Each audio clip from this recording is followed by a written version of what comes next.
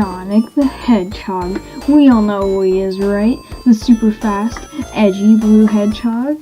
Well, today I'm here to review the first game in the series, the one that started it all, Sonic the Hedgehog on the Sega Genesis.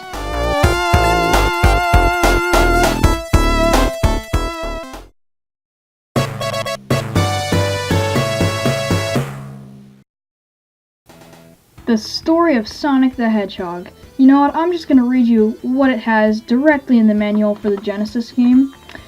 Alright. Dr. Ivo Robotnik, the mad scientist, is snatching innocent animals and turning them into evil robots. Only one tough dude can put an end to this demented scientist's fiendish scheme. It's Sonic, the real cool hedgehog with the spiked haircut and power sneakers that give him super speed. Help Sonic fight hordes of metal maniacs and do the loop with the supersonic spin attack, speed down twisting tunnels, and swing up. That's not much of a story at all.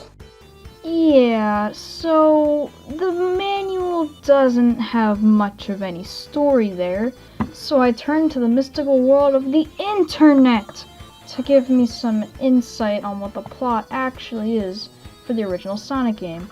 And here's what I found. On the lush, tropical paradise of South Island, Sonic the Hedgehog's animal friends begin disappearing one by one. Oh no!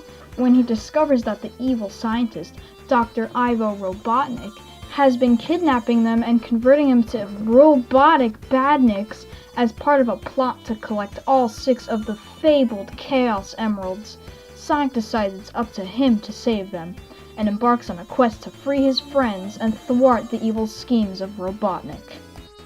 That random plot I just read from online does have more details than the manual, but it's still lacking a bit in my opinion. If you read that plot to a 6-year-old, you'll probably think, "Oh my god, I gotta save the diamonds!" But for anyone else that is above the age of 8, they would think the same thing as me. If they gave like a specific reason why Robotnik was after the Chaos Emeralds, then I would think it was more fulfilling. And that's why I give the plot of this game a 3 out of 5 Chaos Emeralds.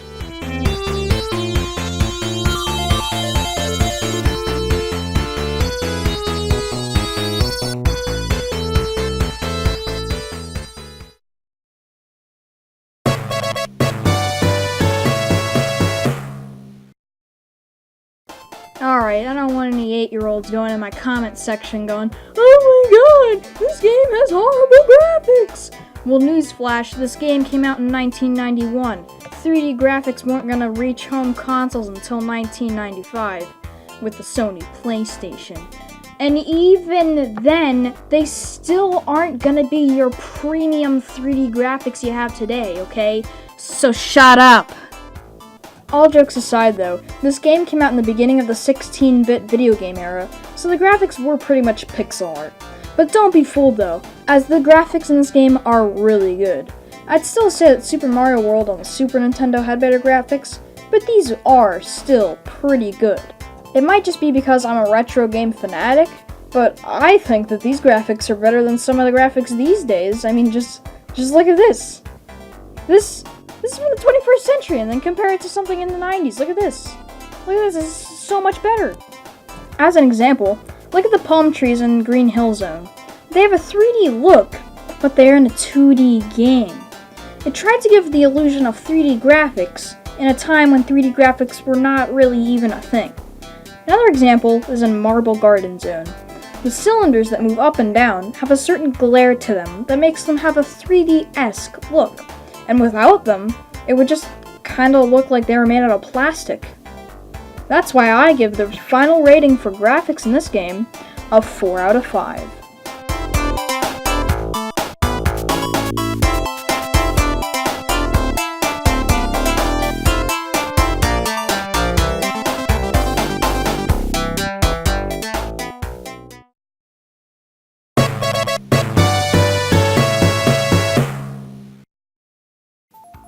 The gameplay in this game is, without a doubt, inspired by the Super Mario Bros. Game series. It has jumping, running, killing enemies, and collectibles. There's only one exclusive thing about Sonic though. You can roll with him. That's right, folks. You can press down on the D-pad to roll. When you roll, it gives you a sort of invincibility, but it only works against enemies in your path and not lava or projectiles. Technically, this game's controls are more primitive than Super Mario Bros. On the NES. Because when you look at the controller, the Genesis controller that is, there's D-pad, a start button, and 3 other buttons labeled A, B, and C.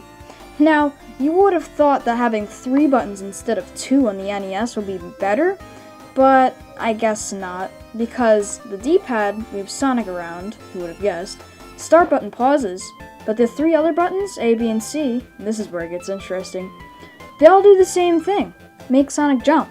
They could have used the 2 other buttons, B and C, for other things, but they just didn't, and that's why the controls are more primitive than Super Mario Bros. On the NES. But going back to the gameplay, it is like Mario Bros., but it has its own twists, like slopes, loops, and of course, these bump things. When Sonic was being developed, the main goal of the game was to make it stand out from Mario Bros. And that it did, and adding random zones like Spring Yard Zone and Marble Zone, and on top of that, you could even go to a special stage whenever you jumped into a huge ring at the end of the stage. Well, isn't that just wacky?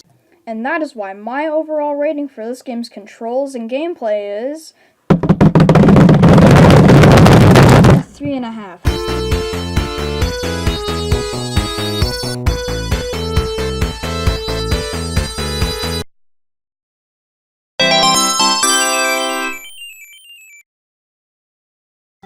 My final thoughts on this game are, from a retro game collector's perspective, not everyone likes this game, and would rather play Sonic 06, and that's okay. No, it's not at all, don't do that.